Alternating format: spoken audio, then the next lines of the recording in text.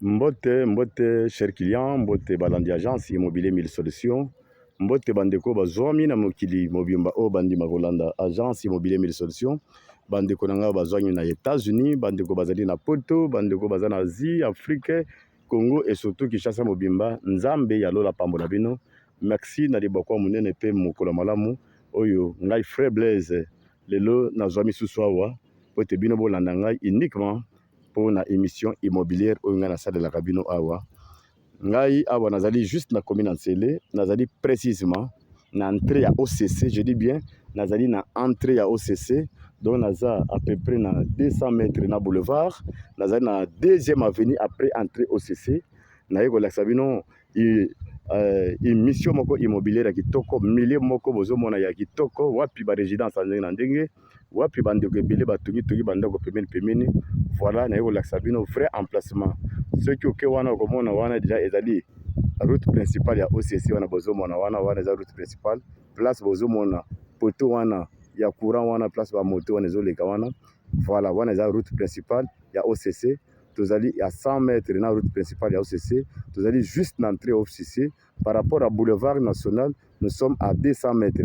Nde naye kolakisa bino émission moko ya kitoko awa. Naye kolakisa bino emplacement moko ya kitoko awa. Vrai espace bandeko na ngai. Yo moto ozalaka na poso somba lopango ya kitoko ya munene, lopango po tonga résidence, lopango po osala investissement moko munene na immobilier. Voilà les bakou yango yo agence immobilier 1000 solutions. Toujours na souci na bino, toujours pour na kokokisa ba projet na bino aye kolakisa bino eloko moko malamu.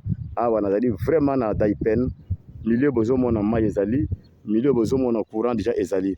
Voilà le pango, il y a 25 mètres sur 25, c'est-à-dire entre ngambo wana o bache clôture wana pe kuna na ngambo bache clôture, espace oyo nyonso bozomona na kati ya bandeko na ngai eza en vente, c'est-à-dire la parcelle. Ce terrain mesure 25 mètres sur 25 mètres. Quel emplacement, quel terrain ndeko na ngai. Tala bomone siko ndeko na ngai mobali wana telemi, ndeko banda wana tokende na largeur na biso po bandeko bamona lopango eko kosuka wapi. Voilà, bolande kaka ndenge azokende tout droit. Yo kende kaka bandeko bakolanda ndenge azokende wana, azokende tout droit botala ti esika azokende kosuka nde place lopango na biso esuki. Na mire wana kuna ezali espace ya moto batiki po moto akende na nsima. Voilà.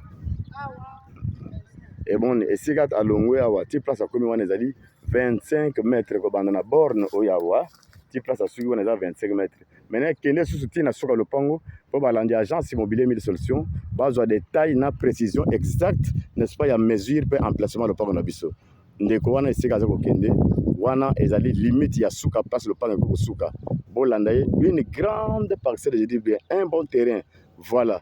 Esika ake kosuka pe wana ezali 26 mètres. Wana ezali 26 mètres ya longueur sur 25 mètres. Maintenant kita tout droit kolonga terrain na biso na sima espace wana, c'est-à-dire terrain ezali na lopango penza ya coin oyo eza na disposition ya deux grandes avenues. Je dis très bien, ce terrain est situé entre deux grandes avenues. Voilà, yo wana zokende na esika ke kosuka wana. Voilà place lopango na biso suki wana. Wana ezali 25 mètres. Maintenant kolongwa esika nga nazali na borne oyo bozomona na miso na ngai ti esika ndeko ake kotelema wana peut mesurer 26 mètres. Donc c'est un terrain qui mesure 26 mètres sur 25 mètres ya longueur. Ndeko, quel terrain, quel emplacement? Pourquoi ne pas mbongo noza nango oya kosomba espace ya kitoko awa. Awa tozali penza na Daipen, awa tozali juste na entrée ya OCC, vrai emplacement. Bozomona lopango na biso ezali entre deux grandes avenues. Na sima place ndeko azali wana ezali na avenue ya monene. Awa pe esika nga na telemi oyo pe eza avenue ya monene bozomona oyo tout grande avenue ekoko bima ti na balabala. Sima na nga place na pesi mokongo espace vide nyonso oyo eza ngambu ya batu ya patron monene na kotanga komona ite, c'est un grand pétrolier ezali ya ye. Tandis que place oyo nga na ye koteka ezali oyo bozomona oyo espace oyo tu bandeko na ngai ezali en vente. Ndeko yaka na mbongo bati na prix moko malamu. Frère Blaise alakisaka bino toujours bateri ya kitoko Pourtant yo sombi terrain wana otongi ndako na yo oyo bakeno eza na emplacement moko malamu pe eza na direction moko malamu. Quel terrain? 26 mètres sur 25 mètres na coin stratégique.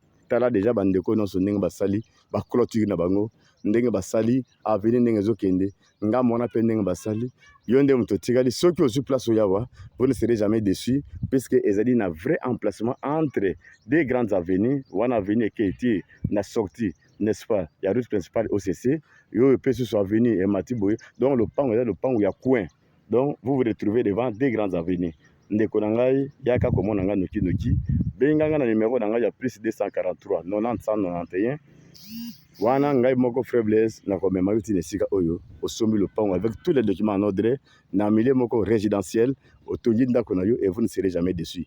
Merci beaucoup bandeko na ngai bo benga ebele bo s'abonner kaka na numéro moko boya ebele n'allez pas ailleurs yaka esika wapi osombi lopango na yo otongi ndako vous ne serez jamais déçu. Bandanga na bandana bino ti lelo yo na yoka na note ndeko moko si asoma lopango epa na ngai aba na ko réclamer non frère Blaise au moni place wana non c'est pour vous dire que vous êtes devant un grand expert dans l'immobilier. Donc, avant de vendre un terrain, je sais que non, les documents sont en ordre. Ndeko kolo terrain, aza sur place na kata Kishasa. Oyo omoningai na komemoti epa na ye, bokutani bosali masolo na prix mo kamala mozu terrain oyo. Terrain na biso, il y a 26 mètres, n'est-ce pas? Il y a longueur sur 25 mètres, il y a largeur. Le pango oyo mobima na vrai emplacement oyo.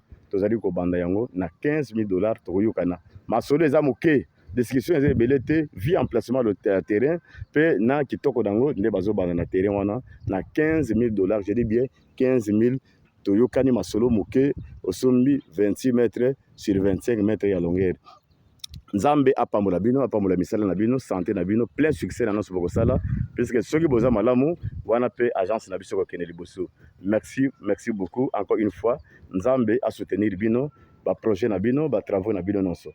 Bokota toujours bokota okota ebele et bolananga chaque jour puisque awa na 1000 solutions mikolo nyonso ngai na pesa kabino kaka ba offre mikolo nyonso pour vous dire que tozali une agence ya monene tozali toujours na kati ya investigation partout là où on m'appelle pour l'intérêt mapango ngai na kangaka motema te na kenaka noki pourquoi pour te bino bosoma mapango ndeko na ngai eloko eleki mapango lelo ezali te tu peux tout faire c'est bien mais immobilier ndeleki nyonso mabele ya kala ezalaka te ndeko na ngai nzoka nde bilamba ya kala ezali nzoka nde mituka kala ezali mais wapi esika omona mabele ya kala c'est pour vous dire que tango bobi mbongo na kati ya mapangu chaque jour ezomata valeur ngai na kolemba te kopesa bino ba conseil yaka kobomba mbongo na mabele vous ne serez jamais déçu. Merci oyo aza na matoyi ya kolanda ngai un jour akopesa ngai raison okolobaka papa Blaise wana makambo ayebisaka ngai eza solo tala lelo nzambe apamboli ngai famille na ngai ezwi adresse tala lelo nzambe apamboli ngai bana na ngai bazwi adresse. Merci encore une fois agence ezali kopesa bino ba conseil moko ya malamu nous faisons un travail hautement pédagogique pour interpeller conscience na bino. Que le Seigneur Dieu du ciel vous bénisse richement. À la prochaine. Merci beaucoup.